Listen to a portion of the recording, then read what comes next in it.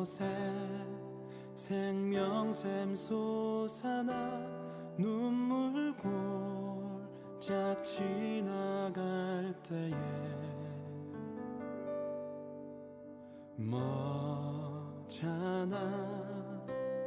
열매 맺히고 웃음소리 넘쳐나리라.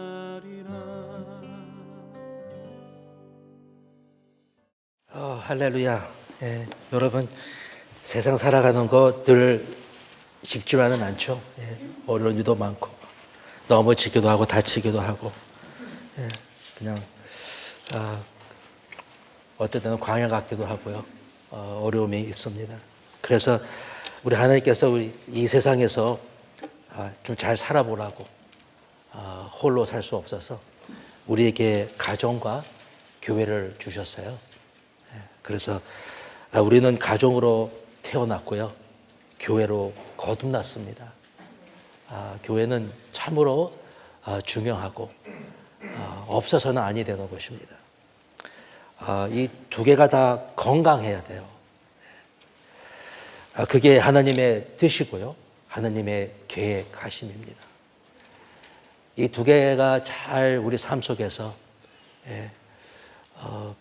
주의 말씀으로 하나님의 성령의 임재하심으로 사랑과 은총에 더 입혀져서 살아가야지만 우리가 잘 살 수가 있는 것입니다.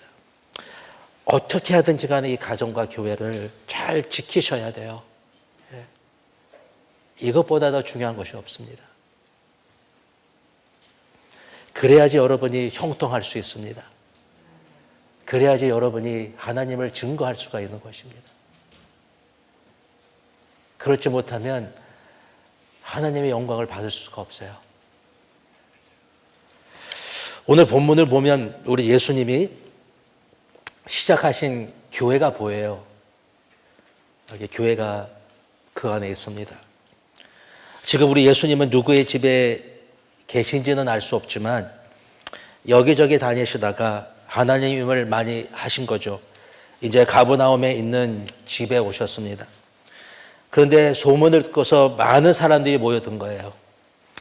1장 33절을 보니까 온 동네가 그 문 앞에 모였다고 그렇게 얘기했습니다. 그 당시 가버나움의 인구는 한 1,500명 정도라고 했는데 온 동네가 다 와 있다고 그러니까 아마 1,500명이 다 왔다는 말인가 아니면 많은 숫자가 왔다는 것을 그렇게 표현한 것인가는 모르겠습니다. 그때 병자들이 하도 많이 와가지고서 저녁부터 새벽까지 한 10시간 정도 될 것 같아요, 어쩌면. 그런데 그 오랜 시간을 우리 주님께서 병자들을 고쳐주셨다고 그랬어요. 아마 한 사람 한 사람 이렇게 타치하시면서 수많은 사람을 고쳐주신 것이죠.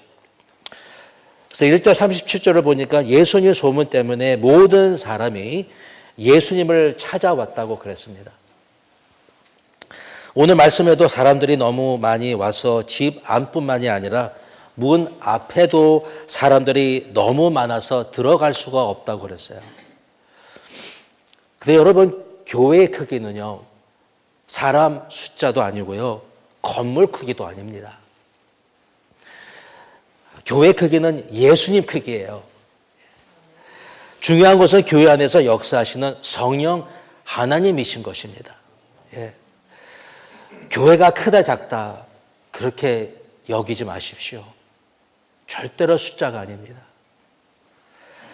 하나님의 역사만 있으면 되는 거예요. 그래서 우리 기대하는 것은 하나님의 역사입니다. 오늘 본문에서 예수님께서 꿈꾸시는 그 아름다운 교회가 무엇인지를 한번 보았으면 좋겠어요.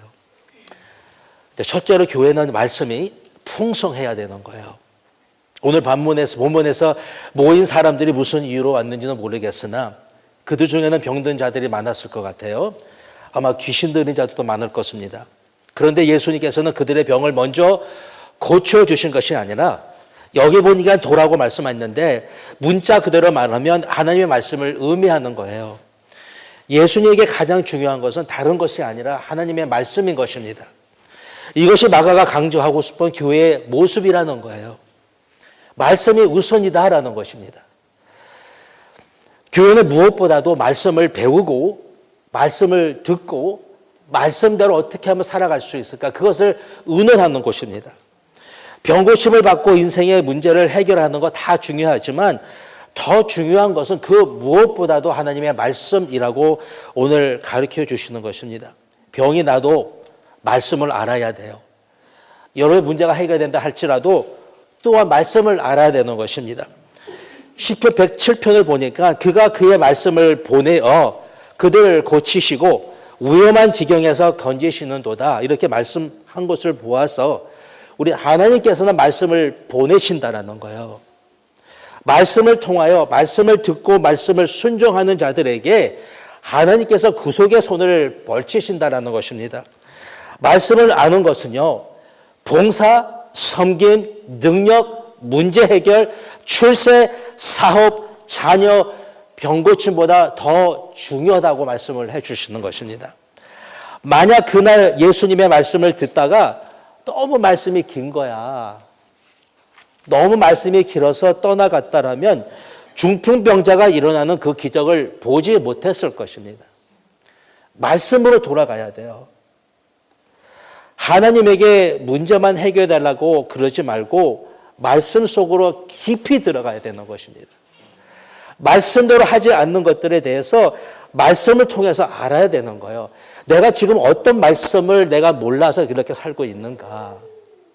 무지해서 내가 지금 이렇게 살고 있는데 무슨 말씀을 내가 들어야지만 내 인생이 변할 수 있는지를 내가 알기 위해서 말씀을 깊이 들어가야 하는 것입니다.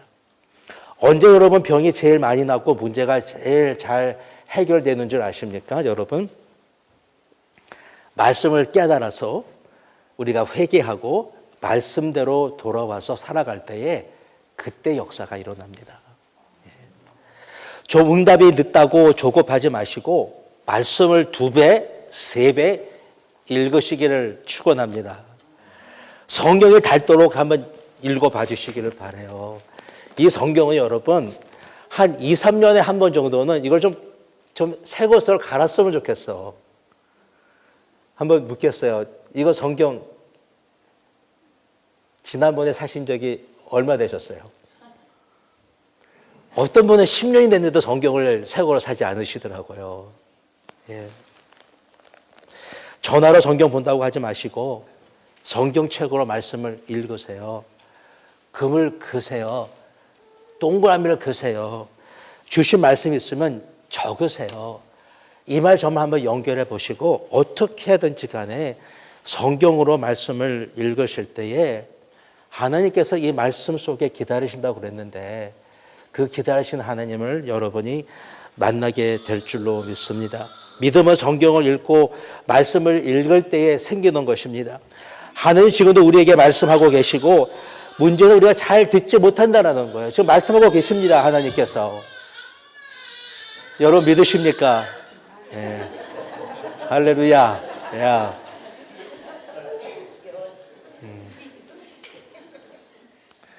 여러분 주님이 말씀하세요. 예.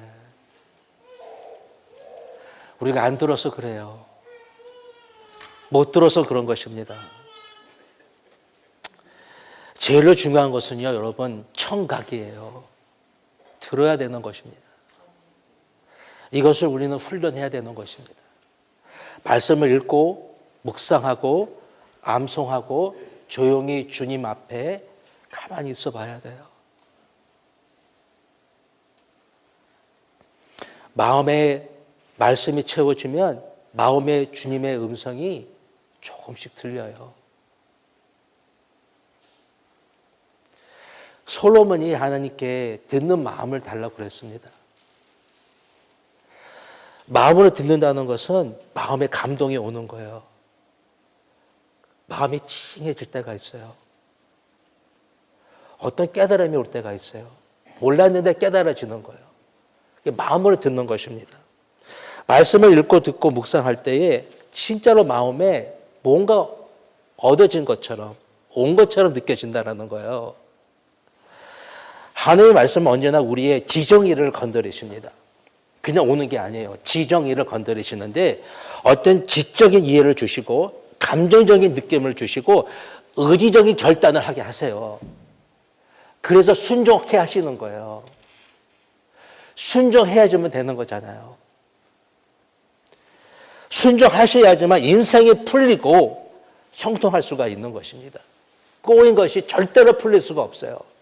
아무리 기도하고 외친다 할지라도 풀릴 수가 없는 거예요. 왜? 내 인생이 이미 꼬여 있기 때문에 그런 거예요. 귀 있는 자는 어떤 자냐면 하나님께 열려 있는 자, 주의 말씀을 사모하는 자, 하나님의 음성을 듣고 습하는 자를 말하는 거예요. 뭐 어떻게 귀가 열리겠습니까? 이 마음인 것입니다. 마음을 듣고자 하는 자는 하나님의 말씀이 어떨 때는 1인칭으로 들리게 되는 거예요. 교회가 그의 몸이니 그랬는데 주님께서 그래 교회는 내 몸이니라 이렇게 말씀하시는 그 음성이 들리게 된다는 거예요. 여기 집에 모인 사람들은 예수님에 대해서 좋은 설교를 듣고 감동을 받은 것이 아니라 예수님의 말씀을 직접 들었잖아요, 여러 번. 주의 말씀을 누구를 통해서 듣다가 주님께서 직접 말씀하시는 그 음성을 듣게 된다는 것이죠. 사람의 소리는요, 아무런 능력이 없습니다. 아무리 들어도요, 여러분을 변화시킬 수가 없습니다. 제가 어저께 어떤 분에게 기도를 받았는데 그분이 나에게 하나님의 메시지가 있다고 주셨는데 그것은 나에게 큰 감동이 되더라고요. 하나님의 나라는 사람의 말에 있지 아니하고 하나님 말씀에 능력이 있다 그랬어요. 이 말씀의 능력에 있는 것입니다.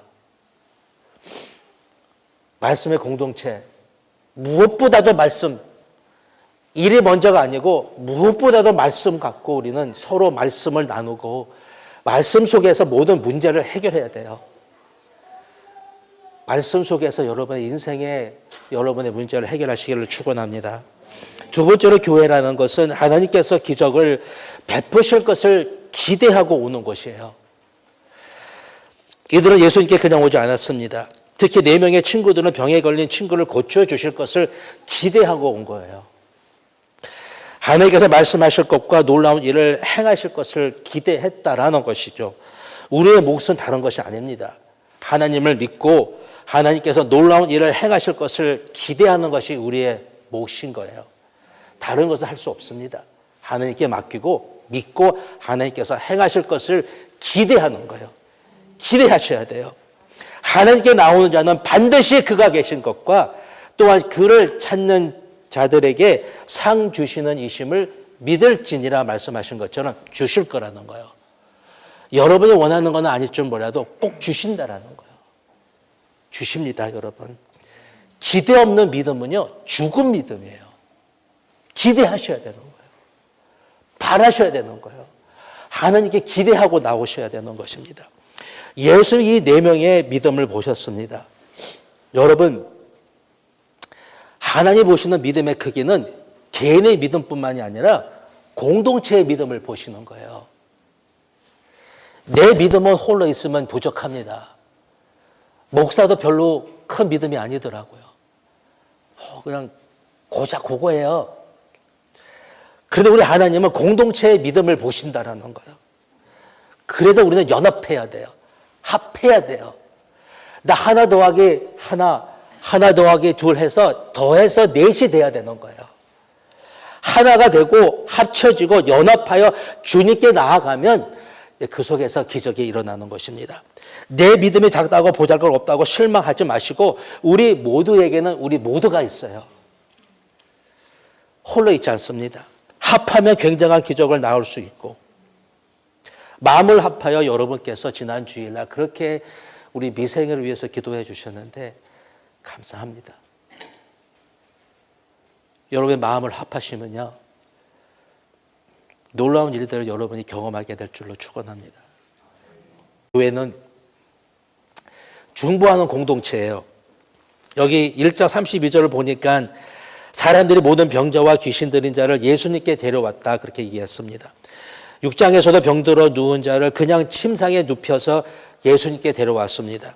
7장에서는 규모가리가 예수님 어신지 모르니까 예수님께 누군가가 데려온 것입니다. 8장에서는 맹인을 예수님께 데리고 왔다 그랬습니다. 중보는요, 누군가가 누구를 위해서 기도해주고 섬기고 도와주는 거예요. 이것이 하나님이 공동체와 개인을 세워가시는 하나님의 계획하심이라는 것입니다. 하나님께서 가정과 교회를 주신 것은 서로에게 배필이 되라고 주신 거예요. 나 혼자는 할 수 없습니다.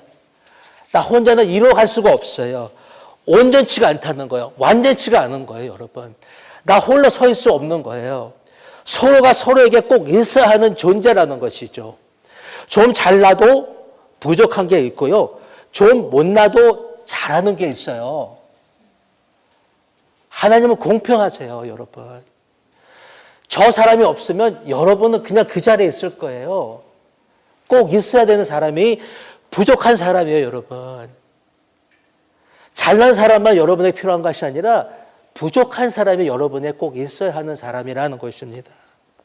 우리가 인생에서 삶이 풍성하고 승리하려면 서로 중보하고 서로 도와주어야 돼요. 여기저기 중보자와 도와주는 사람이 많으셔야 되는 거예요. 교회에서 여러분 기도 연락망을 언제든지 여시기를 축복합니다. 둘레 모든 사람이 언제든 얘기할 수 있고 100명, 200명이 여러분 위해서 기도해 주시기를 여러분이 기다리시고 바라시고 그런 연락만을 여러분이 가지시기를 축복해요. 교회는 모두가 모두를 위해서 중보해 주는 곳입니다. 네 번째로 교회는요, 사랑의 기적이 진짜 일어나요. 여기 내 친구들은 예수님 둘레에 사람들이 하도 많아가지고서 갈 수가 없었잖아요. 멀리서 병자를 데리고 오는데 아주 힘들었을 것 같아요.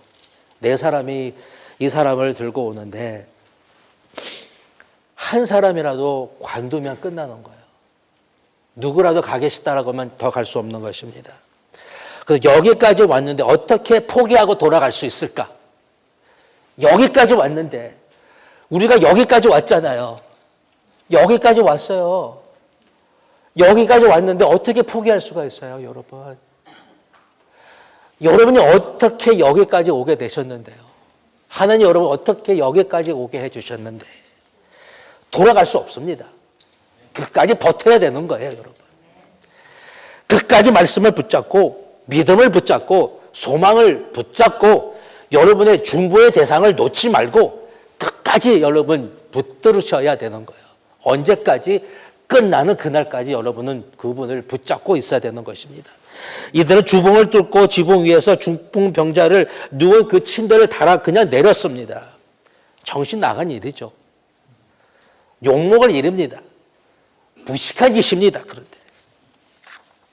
그런데 이 정신 나간 무식한 짓이요, 우리 예수님을 감동한 거예요.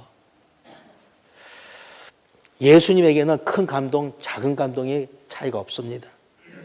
움직이는 믿음은 하나님의 마음을 움직인다라는 거예요.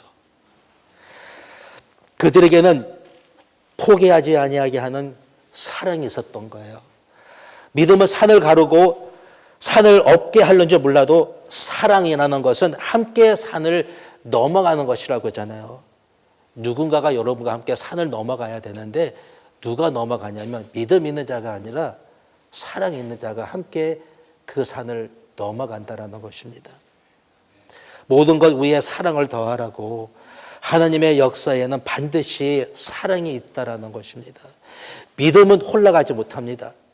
믿음이라는 것은 홀로 걸어가지 못하고 믿음에 불붙게 하는 것은 사랑이고 뜨겁게 사랑해야지만 하나님의 역사를 볼 수가 있는데 누구인가가 집중된 사랑이 있어야 하고 사랑이 모아져야 된다는 것입니다. 사랑과 믿음이 만나면 놀라운 역사가 일어나는 거예요, 여러분.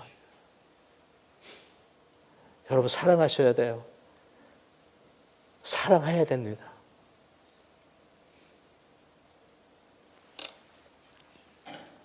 사랑이라는 것은 믿음을 갖게 하고 믿음은 사랑하게 하기 때문에 그런 거예요. 마지막으로 교회는 이런 이제 깜짝 놀랄 일들이 이제 많아지게 되는 것입니다. 중풍병자가 일어나고 눈먼 장님이 뜨게 될 것이며 치유의 역사가 일어나고 인생이 변하고 일이 풀리고 형통하고 말이 되지 않는 일들이 일어나는 곳이 된다라는 것이죠. 여기 보니까 사람들이 보고 놀라 하나님께 영광을 돌리면서 이런 일을 본 적이 없다고 그렇게 고백을 했다 그랬습니다. 여기서 영광을 돌린다는 것은 그냥 말로만 하는 것이 아니라 진짜 박수치며 춤을 추며 흥겹게 하나님께 경배 찬양하는 것을 얘기를 하는 거예요, 여러분.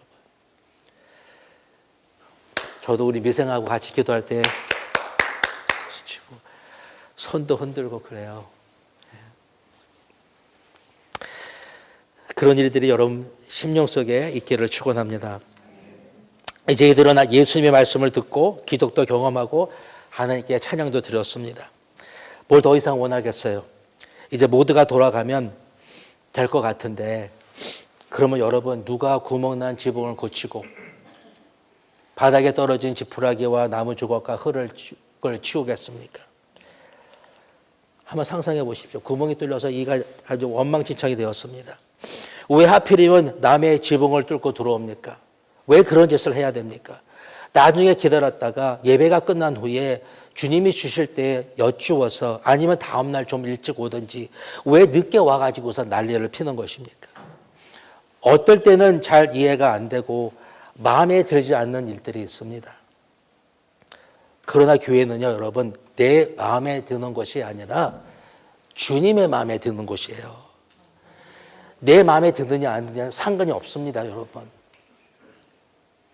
여러분의 마음에 들든지 안 들든지 간에 그것은 상관이 없어요. 중요한 것은 예수님의 마음에 드느냐 안 드느냐, 그것이 중요한 것입니다.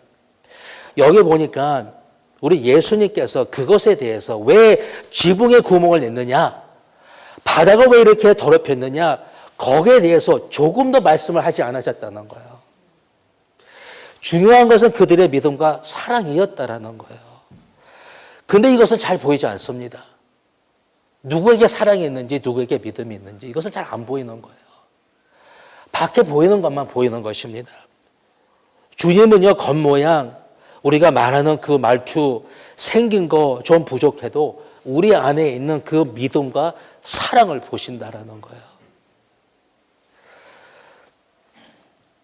왜 너 집을 망가뜨렸느냐고, 왜 난리냐고, 말씀을 끝날 때까지 못 기다리냐고 그렇게 말씀하지 않으신 거예요. 그리고 먼저 청소하고 지붕을 고치면 병을 고쳐주시겠다고 말씀하신 것도 아니라는 것입니다. 우리는 여러분 예수님을 잘 봐야 돼요. 사람을 보면 안 돼요. 예수님이 어떻게 뭘 보고 계시는지, 어떻게 보시는지를 봐야 되는 거예요. 예수님께서 뭐라고 말씀하시는지, 그 뭐라고 하시는지를 잘 봐야 되는 것입니다. 나의 생각, 나의 주장, 나의 판단 다 내려놓으시기를 축복합니다. 주님만 바라봐야 되는 거예요. 주님은 우리에게 문제를 주려고 가족을 주시고 교회를 주신 것은 아닙니다. 그런데 여러분, 우리 안에는 이미 존재하고 있는 문제들이 있어요. 우리 안에는 이것 때문에 생긴 것이 아니라 우리 안에 이미 문제가 있는 거예요. 그 문제를 해결해 주시기 위해서 철과 철이 부딪혀서 갈아지는 것처럼 사람과 사람이 부딪혀야지만 갈아지는 것입니다. 그래서 사람이 필요해요. 내가 여러분이 필요해요. 좀 괴롭혀 주세요, 여러분. 좀 괴롭힘을 당해야 돼요, 저요, 여러분. 아니면 안 변해요. 남이 여러분을 괴롭히시면 그거 복이에요, 여러분. 부딪힌다는 것은 좋은 현상인 것입니다. 변화의 한 과정이라는 거예요, 여러분. 제가 옛날에 청소년 사역할 때에 이 녀석들이 얼마나 방구를 많이 뀌는지, 걔네들 하면서 방구를 많이 뀌었어요. 물론 제가 이제 애들을 사랑하고 이제 뭐라고 안 그러니까 방구를 뻥뻥 뀌었는데, 어릴 때는 살짝 끼잖아요. 냄새가 하도 고약해가지고서 고생이 많았습니다. 특히 교회 배들 타고 가다가 아들이 이제 방구를 껴요, 여기저기서. 제일 앞에 있죠. 자기는 다 아는 거예요. 이제 방구 냄새가 이제 다 나니까 가만히 있어요. 그러다 보니 이제 그 방구 냄새가 이제 앞으로 쑥 오면서 이제 그 제 앞자리가 방구 냄새로 이제 가득해집니다. 그런데 여러분, 그 즉시 창문을 열면요, 신선한 바람이 들어오는데 방구 냄새가 금세 사라집니다. 한 번도 안 사라진 적이 없어요. 해보세요, 진짜로.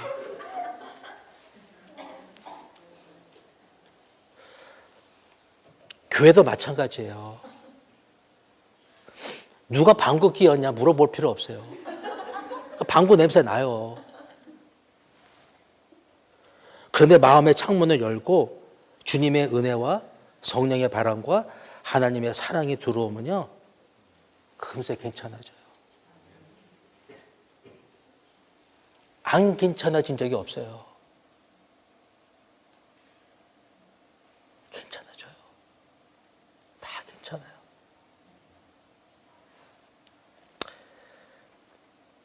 어떻게 살면서 방구를 끼지 않습니까, 여러분?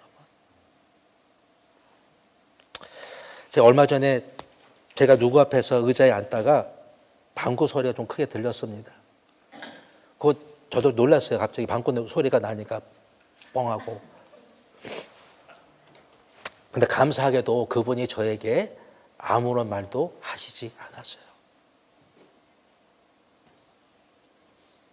부끄럽잖아요. 목사가 방구 뻥하고요.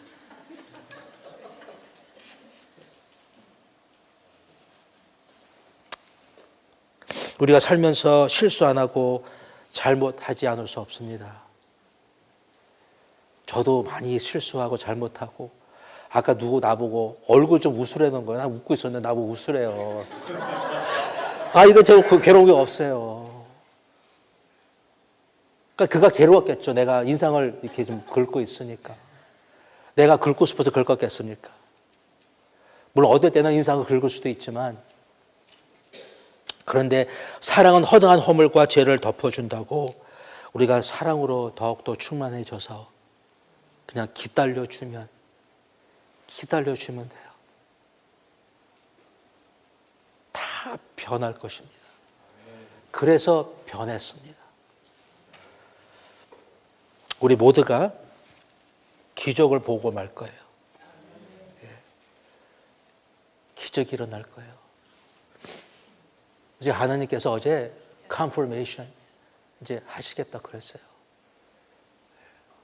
하실 것입니다. 이곳에 생명샘 솟아나 눈물 골짝 지나갈 때에